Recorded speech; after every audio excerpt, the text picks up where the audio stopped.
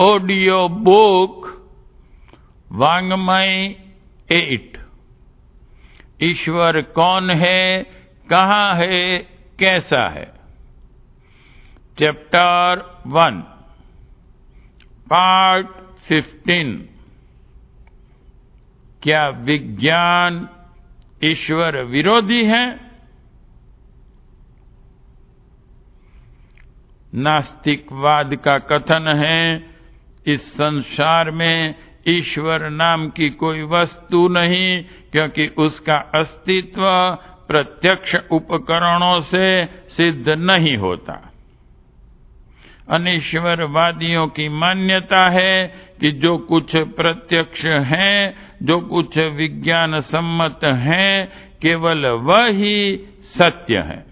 चूंकि वैज्ञानिक आधार पर ईश्वर की सत्ता का प्रमाण नहीं मिलता, इसलिए उसे क्यों माने। इस प्रतिपादन पर विचार करते हुए हमें यह सोचना होगा कि अब तक जितना वैज्ञानिक विकास हुआ है, क्या वह पूर्ण है? क्या उसने सृष्टि के समस्त रहस्यों का पता लगा लिया है? यदि विज्ञान को पूर्णता प्राप्त हो गई होती तो शोध कार्यों में दिन रात माथापच्ची करने की वैज्ञानिकों को क्या आवश्यकता रह गई होती। सच बात यह है कि विज्ञान का अभी अत्यल्प विकास हुआ है, उसे अभी बहुत कुछ जानना बाकी है। कुछ समय पहले तक भाप, बिजली, पेट्रोल, एटम, ईथर आदि की शक्तियों को कौन जानता था। पर जैसे जैसे विज्ञान में प्रौढ़ता आती गई, ये शक्तियां खोज निकाली गई। ये जड़ जगत की खोज है। चेतन जगत संबंधी खोज तो अभी प्रारंभिक अवस्था में ही है। बाह्य मन और अंतर मन की गतिविधियों की शोध से ही अभी आगे बढ़ सकना संभव नहीं है। यदि हम अधीर न हो तो आगे चलकर जब चेतन जगत के मूल तत्वों पर विचार कर सकने की क्षमता मिलेगी, तो आत्मा और परमात्मा का अस्तित्व भी प्रमाणित होगा। ईश्वर अप्रमाणित नहीं है। हमारे साधन ही स्वल्प हैं, जिनके आधार पर अभी उस तत्व का प्रत्यक्षीकरण संभव नहीं हो पा रहा है। कई वर्ष पूर्व जब साम्यवादी विचारधारा का जन्म हुआ था, तब वैज्ञानिक विकास बहुत स्वल्प मात्रा में हो पाया था। उन दिनों सृष्टि के अंतराल में काम करने वाली चेतन सत्ता का प्रमाण पा सकना अविकसित विज्ञान के लिए कठिन था। पर अब तो बादल बहुत कुछ साफ हो गए हैं।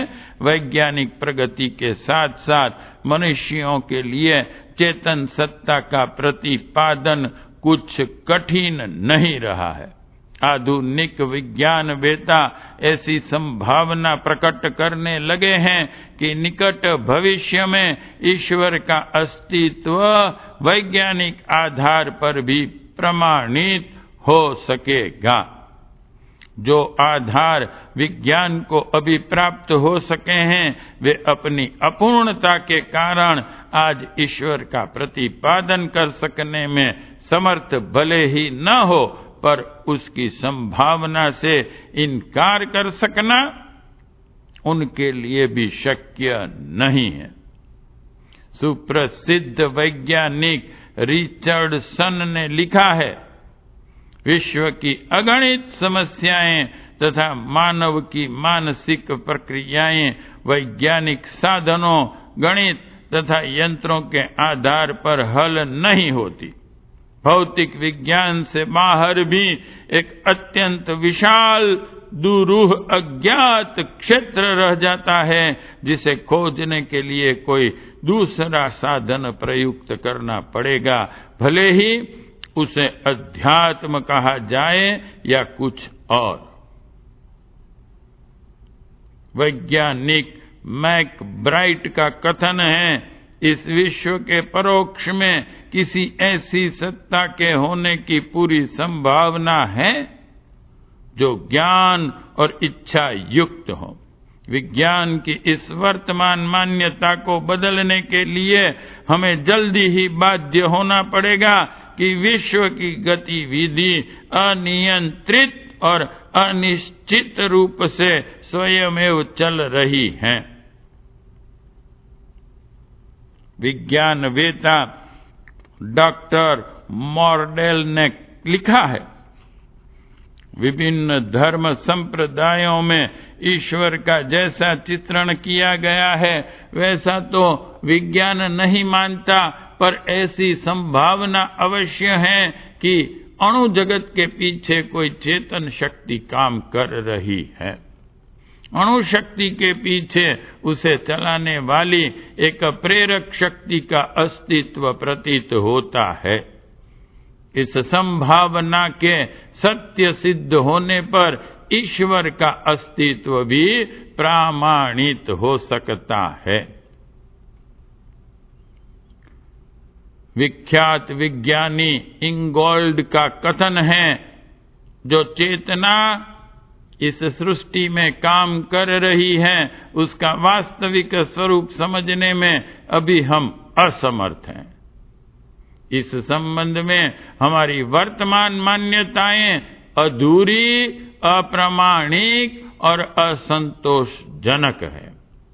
अचेतन अणुओं के अमुक प्रकार के मिश्रण से चेतन प्राणियों में काम करने वाली चेतना उत्पन्न हो जाती है, यह मान्यता संदेहास्पद ही रहेगी। विज्ञान अब धीरे धीरे ईश्वर की सत्ता स्वीकार करने की स्थिति में पहुंचता जा रहा है। जॉन स्टुअर्ट मिल का यह कथन सच्चाई के बहुत निकट है कि विश्व की रचना में प्रयुक्त हुई नियमबद्धता और बुद्धिमत्ता को देखते हुए ईश्वर की सत्ता स्वीकार की जा सकती है। कांट, मिल, हेल्स, हॉल्टज, लॉन्ग, हक्सले, काम्टे आदि वैज्ञानिकों ने ईश्वर की असिद्धि के बारे में जो कुछ लिखा है वह अब बहुत पुराना हो गया। उनकी वे युक्तियां जिनके आधार पर ईश्वर का खंडन किया जाया करता था अब असामयिक होती जाती हैं। डॉक्टर फ्लिंट ने अपनी पुस्तक थीइज्म में इन युक्तियों का वैज्ञानिक दृष्टिकोण से ही खंडन करके रख दिया है। भौतिक विज्ञान का विकास आज आशाजनक मात्रा में हो चुका है।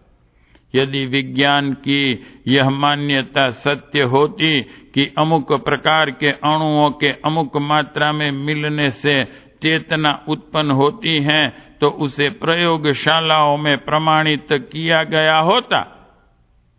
कोई कृत्रिम चेतन प्राणी अवश्य पैदा कर लिया गया होता अथवा मृत शरीरों को जीवित कर लिया गया होता। यदि वस्तुतः अणुओं के सम्मिश्रण पर ही चेतना का आधार रहा होता तो मृत्यु पर नियंत्रण करना मनुष्य के वश से बाहर की बात न होती। शरीरों में अमुक प्रकार के अणुओं का प्रवेश कर देना तो विज्ञान के लिए कोई बड़ी बात नहीं है। यदि नया शरीर न भी बन सके तो जीवित शरीरों को मरने से बचा सकना तो अणु विशेषज्ञों के लिए सरल होना ही चाहिए था। विज्ञान का क्रमिक विकास हो रहा है, इसे अपनी मान्यताओं को समय समय पर बदलना पड़ता है। कुछ दिन पहले तक वैज्ञानिक लोग पृथ्वी की आयु केवल 7 लाख वर्ष मानते थे और भारतीय ज्योतिर्विदों की उस उक्ति का उपहास उड़ाते थे जिसके अनुसार पृथ्वी की आयु 1 अरब 67 करोड़ वर्ष मानी गई है। अब रेडियम धातु तथा यूरेनियम नामक पदार्थ के आधार पर जो शोध हुई है उससे पृथ्वी की आयु लगभग 2 अरब वर्ष सिद्ध हो रही है और वैज्ञानिकों को अपनी पूर्व मान्यताओं को बदलना पड़ रहा है। विज्ञान ने सृष्टि के कुछ क्रियाकलापों का पता लगाया है। क्या हो रहा है इसकी कुछ जानकारी उन्हें मिली है, पर कैसे हो रहा है, क्यों हो रहा है, यह रहस्य अभी भी अज्ञात बना हुआ है। प्रकृति के कुछ परमाणुओं के मिलने से प्रोटोप्लाज्म जीवन तत्व बनता ही है, पर इस बनने के पीछे कौन से नियम काम करते हैं इसका पता नहीं चल पा रहा है। इस असमर्थता की खोज को यह कहकर आंखों से ओझल नहीं किया जा सकता कि इस संसार में चेतन सत्ता कुछ नहीं है। जॉर्ज डार्विन ने कहा है, जीवन की पहेली आज भी उतनी ही रहस्यमय है जितनी पहले कभी थी। Professor J.A. टॉमसन ने लिखा है, हमें यह नहीं मालूम कि मनुष्य कहां से आया, कैसे आया, क्यों आया। इसके प्रमाण हमें उपलब्ध नहीं होते और न यह आशा ही है कि विज्ञान इस संबंध में किसी निश्चयात्मक परिणाम पर पहुंच सकेगा। On the nature of the physical world नामक ग्रंथ में वैज्ञानिक एडिंगटन ने लिखा है, हम इस भौतिक जगत से परे की किसी सत्ता के बारे में ठीक तरह कुछ जान नहीं पाए हैं, पर इतना अवश्य है कि इस जगत से बाहर भी कोई अज्ञात सत्ता कुछ रहस्यमय कार्य करती रहती है। विज्ञानवादी इतना कह सकते हैं कि जो स्वल्प साधन अभी उन्हें प्राप्त हैं, उनके आधार पर ईश्वर की सत्ता का परिचय वे प्राप्त नहीं कर सके, पर इतना तो उन्हें भी स्वीकार करना पड़ता है कि जितना जाना जा सका है उससे असंख्य गुना रहस्य अभी छिपा पड़ा है। उसी रहस्य में एक ईश्वर की सत्ता भी है। नवीनतम वैज्ञानिक शोधें उसकी संभावना स्वीकार करती हैं। वह दिन भी दूर नहीं जब उन्हें उस रहस्य के उद्घाटन का अवसर भी मिलेगा। अध्यात्म भी विज्ञान का ही अंग है और उसके आधार पर आत्मा, परमात्मा तथा अन्य अनेक अज्ञात शक्तियों का ज्ञान प्राप्त कर सकना भी संभव होगा। पार्ट 15 समाप्त।